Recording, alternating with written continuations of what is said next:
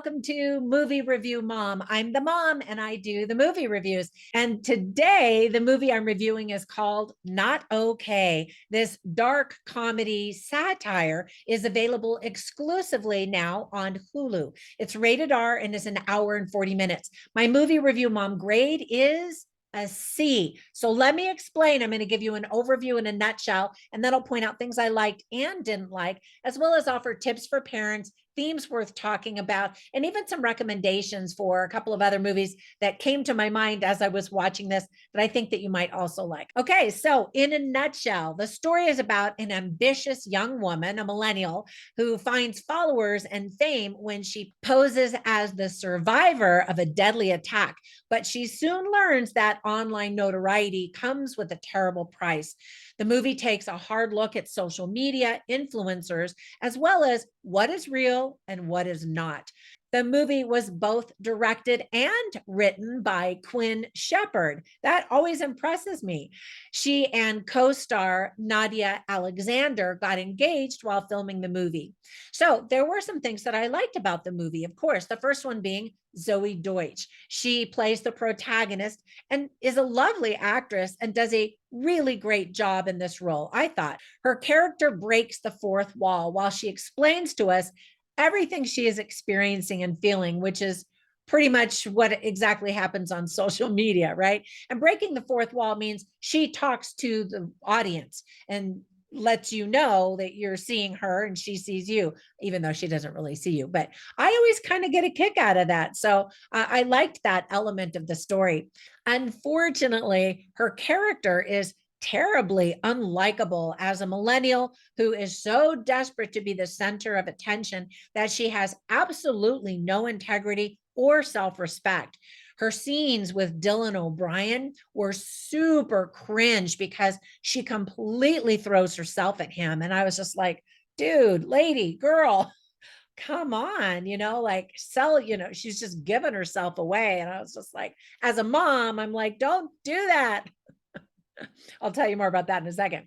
And then speaking of Dylan O'Brien, I've been a fan of his for years, ever since I first saw him in the movie Maze Runner. And I especially loved him in a movie called Love and Monsters. Have you ever seen that? So cute. Highly recommend that one.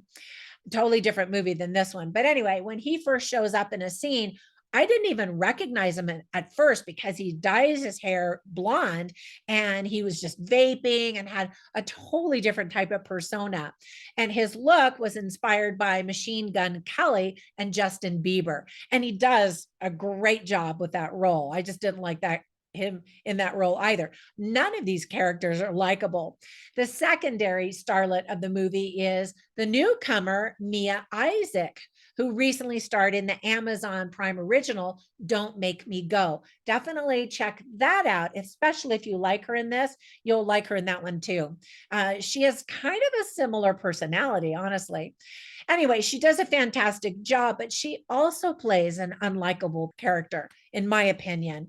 Of course, she has a reason after her sister died in a school shooting, but she spends the entire movie basically spewing a ton of hatred with her moral superiority and just frothing at the mouth with all of this anger. And, I can only handle that in small doses. And she has kind of that same personality, like I said, in the other movie. She does get political in the other one too. But anyway, so real life influencer Carolyn Calloway makes a cameo performance in this film because the movie relates to influencers, social media, trying to get likes and subscribes. And by the way, like and subscribe my video. Anyway, I laughed at the name of the magazine where the main character works. It's called Depravity. And I thought it perfectly suits many of the characters in the story. I liked the ending because everything does not get tied up in a nice bow. Instead, it shows that there are consequences of our actions. And that's a really important lesson because so many young people, especially, I think, feel entitled to everything and they feel like they can do anything and it doesn't matter. But there are consequences to our actions. All right. So, speaking of that, here is a list of things that I didn't quite like about the movie or thought could have been done better. For example, while the movie is completely fictional, it reveals a lot of ugly truths about our society. And hopefully, young viewers will understand the lessons that are illustrated. And there are quite a few. I'll read off a list of themes here in just a minute. And then ultimately just made me really sad to think that there probably are a lot of millennials and Gen Zs out there like these characters who feel entitled to everything and have this moral superior feeling about everything that they do is right and everything everybody else is doing wrong, and how grating that can be. Anyway, let me give you some tips for parents. The movie is rated R for several scenes and for obscene language. There's a young girl who is traumatized after a school shooting. So the movie deals with trauma survivors. There's profanity and F-bombs, lots of F-bombs. A young woman throws herself at a guy, so he'll do her in the bathroom at an event. And that's where I was just like, honey, where is your mother? Didn't she teach you to value yourself higher than that? There's talk of terrorism. The LGBTQ community is shown and praised. Talk to your kids about social media after you watch this movie. And then you also have to read lots of texts because it's about social media. So the themes that I was suggesting earlier that you should definitely talk to your kids about if you watch this with them are truth and lies. And to know this lesson that one lie always leads to another lie, always. So it's just better and easier to not lie. Then you don't have to remember all of the stories that you just came up with, right? Social media, integrity, these are other themes. Being seen, being the center of attention, terrorism, school shootings, survivors groups, people who profit from tragedy, political activism, and how it's okay to admit you're not okay.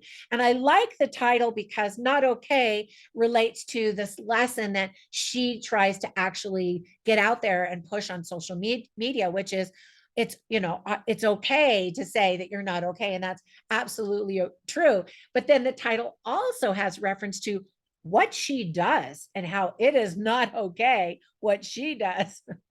Other themes are getting support, therapy, redemption and second chances, and social shaming. All right, so before we go, let me give you a recommendation for two movies that I thought of. Now, this first one you might think is kind of odd. It's called Happy Death Day to You. But I liked it because it's a horror. So this movie is not a horror, but the protagonist speaks to the audience. She breaks the fourth wall. There's lots of stuff going on. There's some political stuff and racing around, but I liked her character. She showed a lot of vulnerability, like this one does as well. And then the second movie is the Mia Isaac movie called Don't Make Me Go. So if you like her, you'll like her probably in both of these movies. All right, that's it. I hope if you watch this movie, you enjoy it. And I really do appreciate your support. It's kind of cheesy to say that now after, kind of shaming all of the people that do that. But I've met so many of you in your comments and in other places, and I really appreciate our friendships, and you just encourage me. And I love that about social media. All right, have a fantastic day, and I'll catch you in the next one. Bye for now.